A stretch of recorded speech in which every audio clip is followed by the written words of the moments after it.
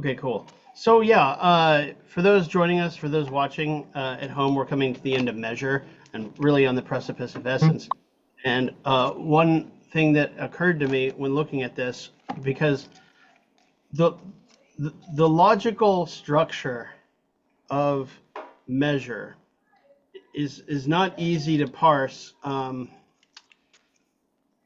But if you think about especially the end of this chapter, chapter 2, where he gets into the measureless, really what he's telling you is that in its full determination, like its completed determination, measure and what is done with it is actually not that complicated. You're dealing with quantity. You're dealing with quantity interacting with itself with quantity. But by the time you get to the end of Measure, you also have the further Measure is the full specification of quantity interacting with quality. And by the end of Measure, you see how not only quantity interacts with itself externally and internally, but also how it interacts with quality to the point where real life applications of these categories show up not only in the changing states of, say, gases to liquids to solids, but also the interaction of chemicals and how they interact such that they produce one kind of matter or another, depending on how they're mixed, how they're introduced to each other, that kind of thing. And so when Engels in his work and Marx, of course, talks about quality and quantity interacting, turning the quantity turning over into quality and such.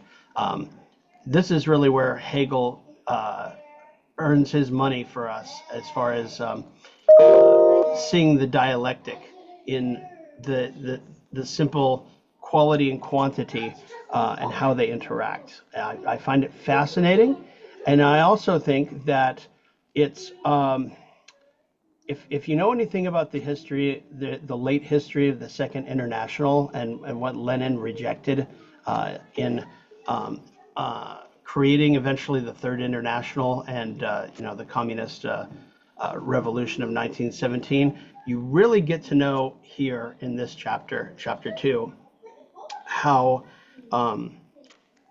bourgeois science or regular science deals, and politics for that matter, Hegel mentions it as well, interacts with change. Unfortunately, because of the way that our minds work and the understanding groups things serially or linear in a line in our head, we're predisposed to interacting with these categories such that change appears to only hang on. Okay.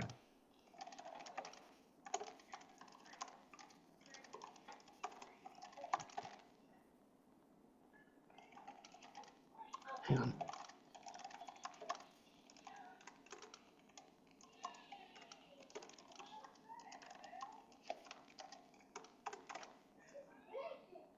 Sorry. Yeah.